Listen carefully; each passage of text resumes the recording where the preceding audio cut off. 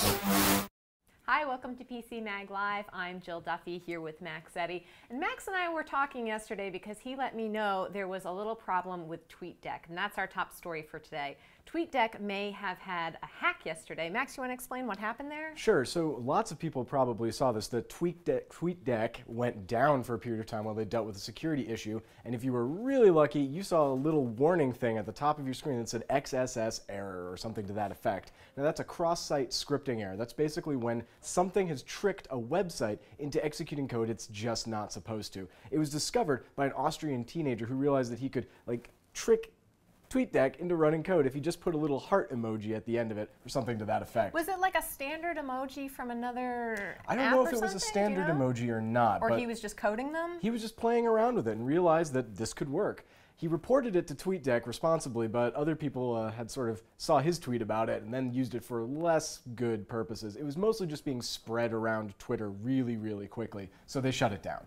So when Max told me about this, I said, Max, what should I do? And he said, you should probably unlink Twitter and TweetDeck. So you go into your Twitter settings and revoke access, and that's what I did. Was there anything else that I needed to do there? Sure. Once TweetDeck got back up, they said the best thing for everyone to do is to log out of TweetDeck entirely and then to log back in. I'm assuming that's to refresh the web app and then get it to not have this vulnerability anymore. But I think it might be a good idea to deauthorize Twitter and TweetDeck and then reauthorize it while you're at it, just to be safe. And it never hurts to change your password, too. No, definitely not. That's a little extra.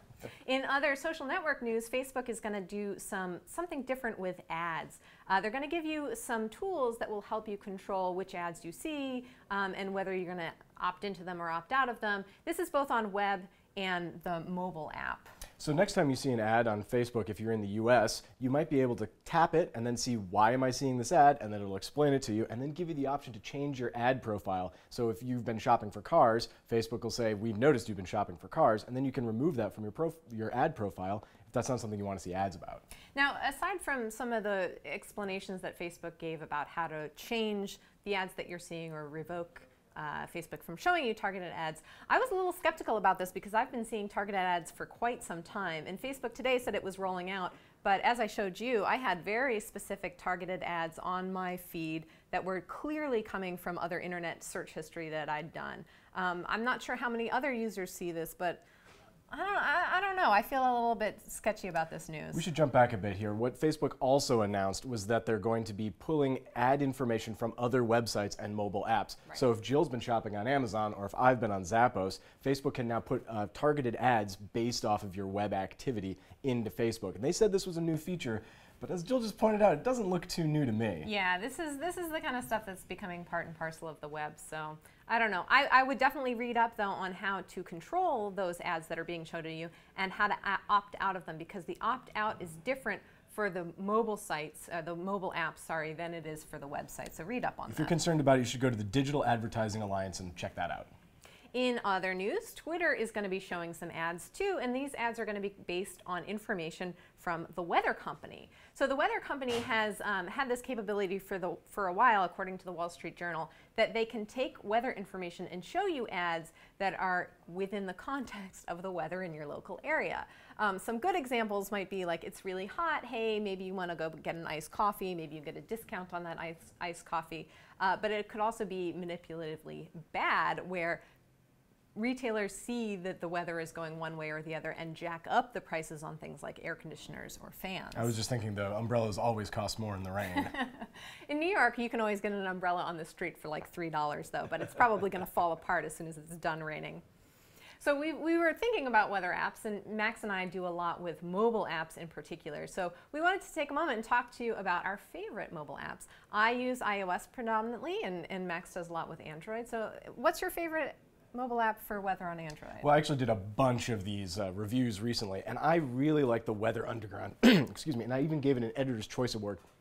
What I like about it is that they draw lots of information from personal weather stations. They have like 30,000 people who are involved in this, but the app itself is really clean, really easy to use, packed full of all the information you would want, and a few little extras like the ability to crowdsource weather information. So you can say, oh, it's nice outside, I'm going to let them know. And a little very simple thing. It's a single sentence, and it says, tomorrow is going to be much colder than today. That's the kind of information you really need from a weather app besides all the bells and whistles, I gave it an editor's choice. So Weather Underground, though, is very data heavy, and I think Android users in particular will like it. My favorite on iOS, and I did look at Weather Underground, but my favorite was actually the Yahoo Weather app. So what I like about it is it's the same data that's being used in the stock weather app from Apple, but it's just presented in a much nicer way. It pulls in Flickr images from the city or region that you're looking up.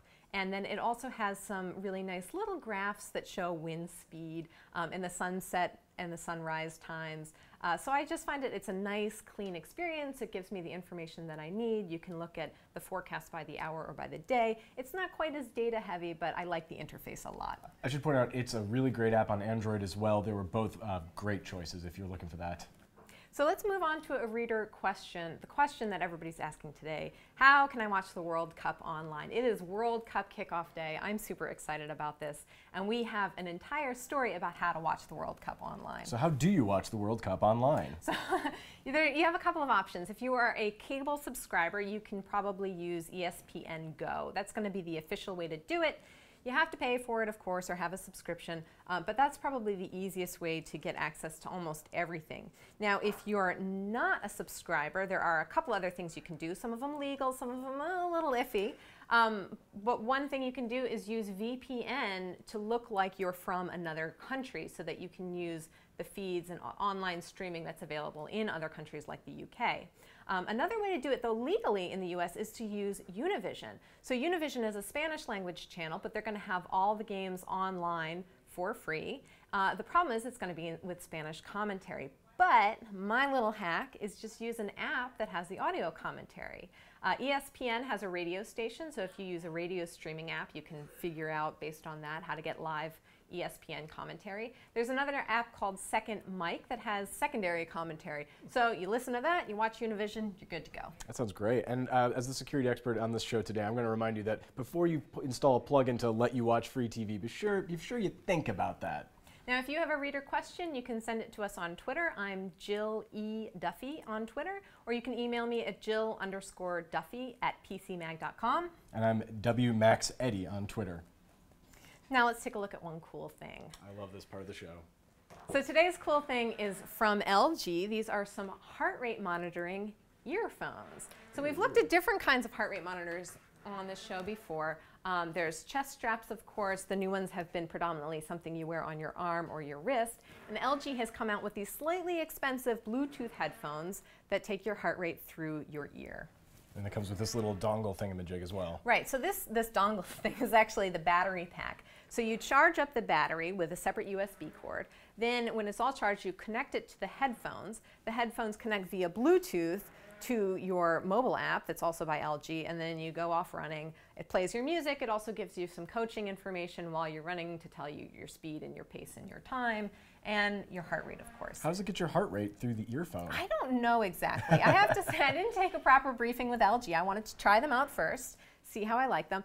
The problem I've had is that they're really unreliable once I'm out moving around. I haven't quite mastered either the size of the ear cup that I need to make them fit right, or whatever's going on with Bluetooth. I'm having a really hard time getting consistent results. So I'm going to spend a few more days testing them. We'll see if I can get some improvements there. If I do, I'll tell you how I got those improvements and tell you how the product scored. These cost $179, and they're compatible with this fitness tracker and running device called the LG Life Touch. That's very cool. I've never seen that kind of data coming from your ears before. Yeah, I don't know how I like it, but I think it's a nice way to experiment with heart rate. So for more on that device, reviews of thousands of other products, check out PCMag.com. That's it for our show for today. We'll see you next time. So long.